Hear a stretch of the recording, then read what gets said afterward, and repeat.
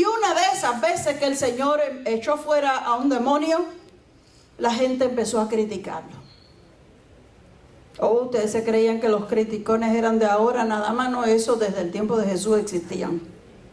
Y empezaron a criticarlo y dirán, bueno, pues será que en el nombre del príncipe de los demonios Él los manda que se salgan.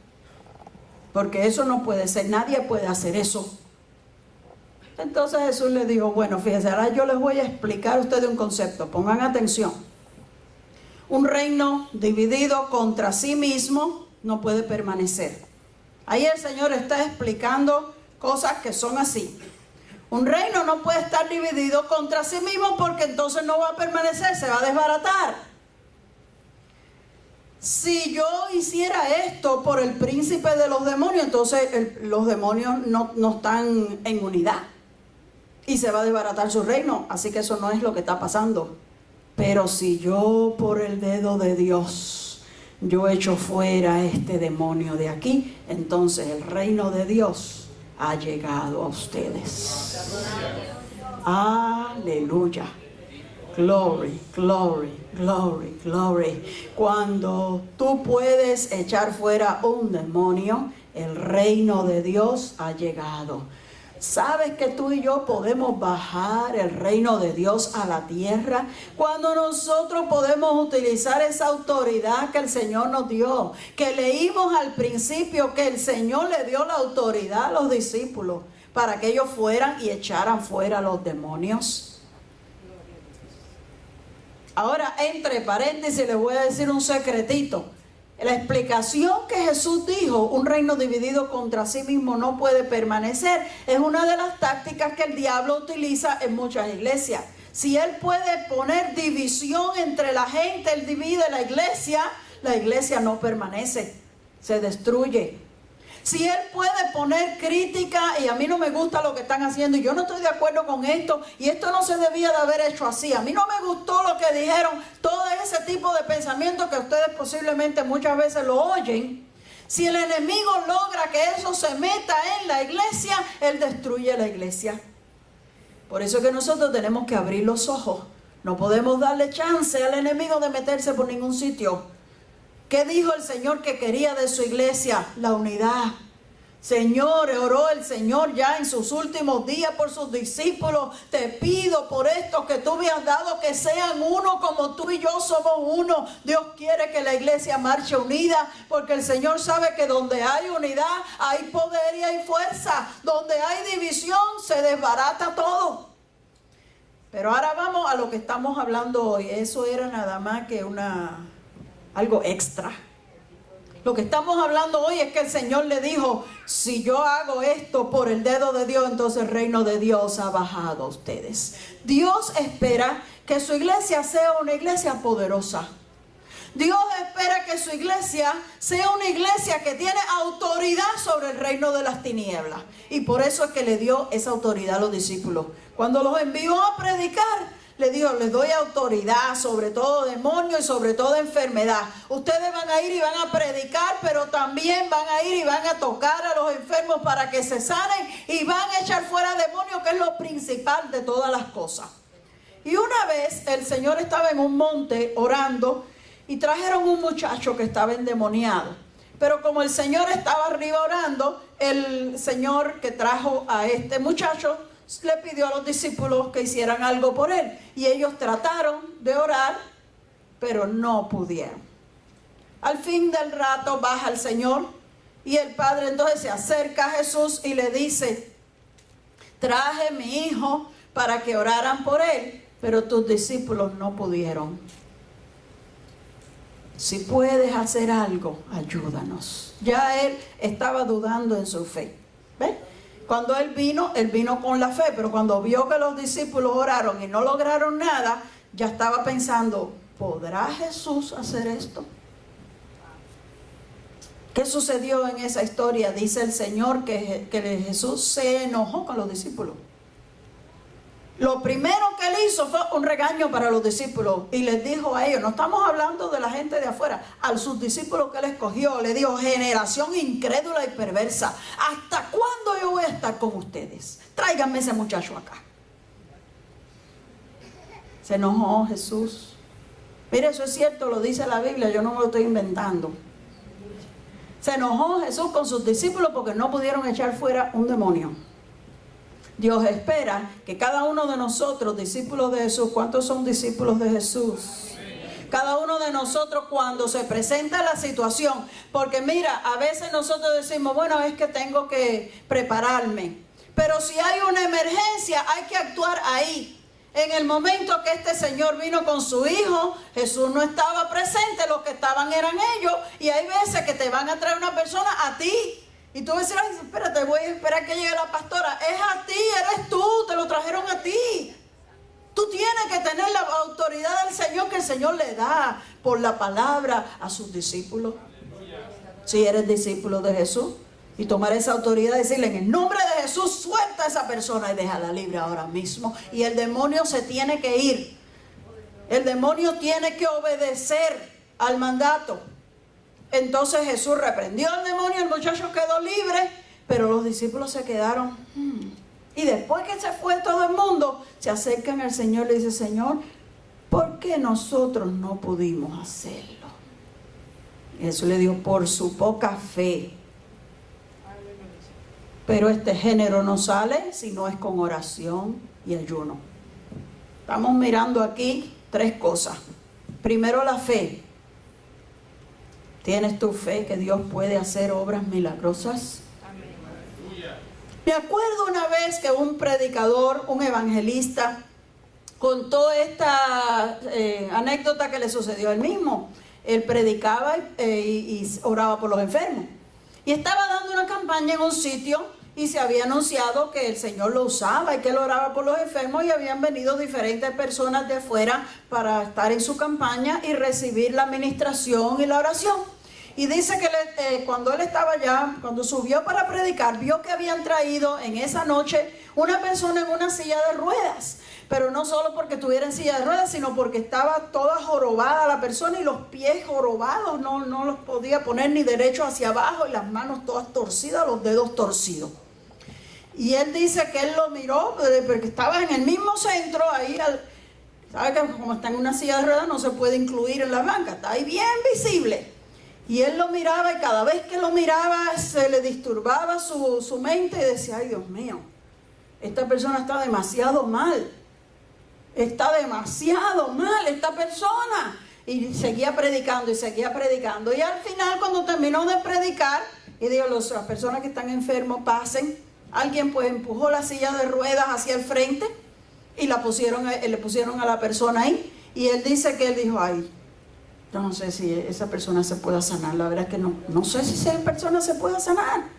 Y empezó por el otro lado, yo me voy bien lejos, y empezó a orar y a orar y a ministrarles a uno. Y cuando llegó donde estaba ese, lo saltó y siguió y oró por el otro y el otro y el otro y el otro, y seguía él orando por todas las personas. Había muchos, y cuando la línea es de larga, pues tú te extiendes mucho, y él pensando, bueno, ojalá se lo lleven ya. Pero nada, no se lo llevaban. Y él sintió que el Espíritu de Dios le decía, ora por el que está en la silla de ruedas. Y él pensando, pero es que está tan jorobado, yo no sé si se va a enderezar. Y si oro por él y no le pasa nada, entonces yo soy el que quedo en ridículo. Todo el mundo va a decir, ah, mira, oró y no se sanó. Porque los demás, mira, si tú tienes un dolor o un tumor o una cosa, nadie sabe si te sanaste o no. Pero todo el mundo se va a dar cuenta porque está jorobado y sale igual de jorobado. Toda la gente dice, ay, no se sanó, ese evangelista no tenía poder, nada. ¿Qué ustedes ven ahí? El orgullo, el amor propio. Yo no quiero quedar en ridículo. Y el Señor le dijo, ora por el hombre. Entonces, en obediencia, ya todo el mundo él planeó cómo lo voy a hacer. Dijo, ok, lo voy a dejar para el último, el mero último, y voy a orar por él rapidito y me voy. Yo no quiero ni saber que no se sanó. Y cuando terminó y vio que ya no quedaba más nadie, le puso la mano por la cabeza por detrás, le dijo que en nombre de Jesús es sano. Y salió caminando y se fue rápido por la puerta de atrás. Y cuando él iba por allá, oye una gritería. Y la gente alabando al Señor, y la gente, ¡gloria a Dios! Y se formó el alboroto. Dice, ¿qué habrá pasado ahí?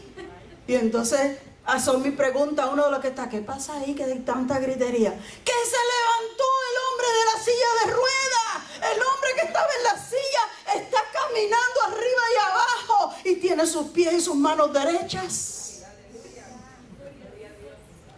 ¿Sabe que hay veces que nosotros nos impresionamos con algo y nos hace dudar del poder de Dios? Nosotros miramos lo difícil de la situación y no creemos que Dios lo puede hacer, pero nuestro Dios es un Dios maravilloso. Él es hacedor de milagros y maravillas, y para Él no hay nada imposible. Jesús le dijo a los discípulos, es por la poca fe que ustedes tienen. ¿Se recuerdan cuál había sido el regaño que Jesús le dio a los discípulos? Generación incrédula, les dijo. La culpa era de ustedes. Cuando vieron ese endemoniado, ustedes no pensaron que se podía sanar. Cuando lo vieron tan arrebatado, tan loco, no pensaron que podía sanarse. Pero para Dios todo es posible. Y luego le dice, pero este género no sale sino con oración y ayuno. Ahora, la primera cosa es la fe, que es lo más importante. Pero después tú necesitas la oración y el ayuno. Por eso nosotros insistimos, hermano. Y usted aprovéchese. Cuando dicen tal día es día de ayuno, esfuércese, hermano. Separe ese día para el Señor. Ayunar es importante. Y usted dice, ¿por qué va a ser importante? ¿Qué tiene que ver si yo como o si no como? Yo no lo sé. Yo no te lo puedo explicar. Pero la Biblia dice que hace falta la oración y el ayuno. El primero que no le gusta el ayuno es usted mismo. ¿Cuánto les gusta ayunar? A mí no me gusta ayunar. ¿A quién le va a gustar?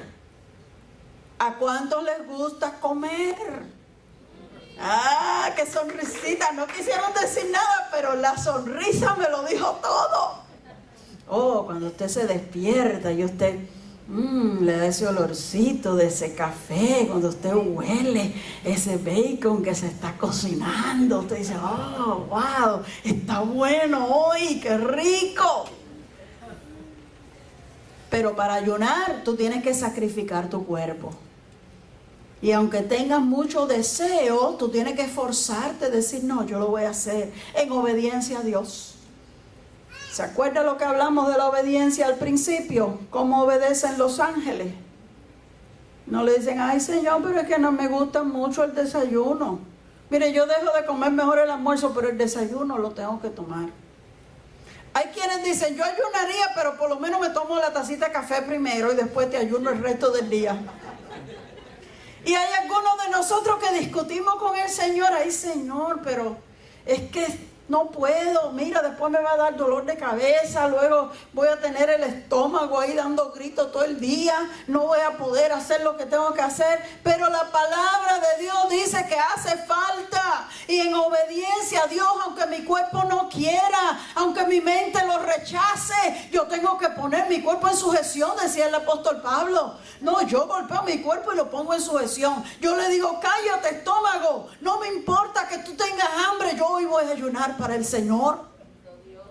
Tu cuerpo se tiene que someter al Espíritu y la oración, porque el asunto no es nada más que dejar de comer. Hay algunos que por bajar de peso dejan de comer. Hay algunos que por el interés en verse mejor su figura se pueden sacrificar, pero por las cosas espirituales no se sacrifican. Y la palabra de Dios dice, hace falta la oración y el ayuno. La oración es tu comunión con Dios, es tu comunicación con Dios. Jesús mismo oraba. La Biblia dice que a veces se pasaba la noche entera orando. La Biblia dice que en medio de su popularidad, cuando más éxito estaba teniendo, cuando las multitudes estaban detrás de él, dice, él se levantaba de madrugada. ¿Por qué de madrugada? Porque todavía están durmiendo. Porque si están despiertos y ven que me levanté, van detrás de mí. Entonces me madrugo antes que ellos se levanten y me voy a un lugar retirado donde nadie sabe dónde yo estoy para orar. Eso hacía Jesús. Y nosotros tenemos que aprender a hacer eso. Porque si Jesús necesitaba orar, ¿no necesitaremos nosotros orar todavía más? Si el Señor tenía luchas y las podía vencer, ¿podremos tú y yo vencer nuestras luchas? ¿O es que el diablo antes era más diablo que ahora? ¿O es que el diablo antes tentaba más que lo que tienta ahora? ¿O es que el diablo atormenta ahora menos que lo que atormentaba antes? No, hermano, nosotros necesitamos orar y ayunar, mucho, mucho. Jesús oraba mucho, nosotros necesitamos orar todavía más. Jesús ayunaba, y siendo el Hijo de Dios, y dice la Biblia que Él tenía toda la plenitud de la deidad de Dios, y de todos modos Él oraba y ayunaba. ¿Cuánto más tú y yo necesitamos sacrificarnos por el Señor? ¿Cuánto más tú y yo necesitamos llenarnos de ese poder y de esa unción para que nosotros podamos bajar ese reino de Dios aquí a la tierra? Para que una persona que está atormentada, atribulada o aún posesionada del enemigo pueda ser libre. Y fíjense que el Señor nunca demostró enojo porque los discípulos no pudieran sanar a una persona. La única vez que mostró enojo fue porque no pudieron echar fuera a un demonio. Porque el demonio tiene que obedecer y someterse a Dios. Y nosotros tenemos esa capacidad. Y si nosotros no lo podemos hacer es porque hay algo mal en nosotros, hay algo flojo en nosotros. Hubo una vez unos jóvenes que estaban viendo cómo Pablo ministraba y como Pablo también utilizaba el poder de Dios para echar fuera demonios. Ellos dijeron, vamos a hacer lo mismo que hace Pablo. Y había un cierto endemoniado y ellos eran 4 hermanos y fueron y empezaron a decirle, en el nombre de Jesús el que Pablo predica, sal de este hombre. Y el demonio, hablando por la boca de aquel hombre, le dice, bueno, nosotros sabemos quién es Jesús y nosotros conocemos a Pablo, pero ¿ustedes quiénes son? Y dice que aquel hombre se les avalanchó encima de tal manera que un hombre pudo más que 4 que eran ellos. Y ellos tuvieron que salir huyendo y corriendo porque el hombre podía más que ellos 4. Entonces aquí el asunto no es imitar.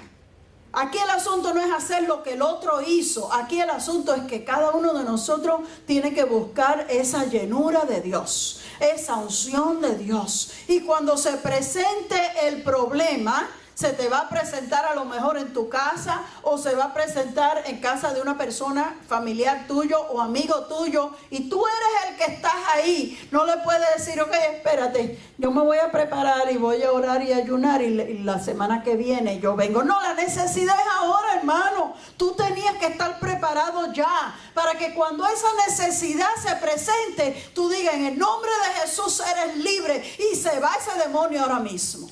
Y esos demonios a veces a través de la persona hablan y te dicen y te responden, no me voy nada, no me voy, no salgo de aquí. Pero tú no te puedes dejar confundir y decir, ay, él dice que no se quiere ir, como una vez una hermanita que estaba orando por otra que estaba endemoniada y le preguntaba al demonio, demonio, pero ¿qué tú quieres? ¿Qué tú quieres que hagamos? Yo dije, pero ¿qué le pasa a esta? Se volvió loca. ¿Cómo le va a preguntar al demonio qué es lo que quiere? Él lo que querrá será quedarse con todo. Tú no le preguntas nada, tú lo mandas que se vaya.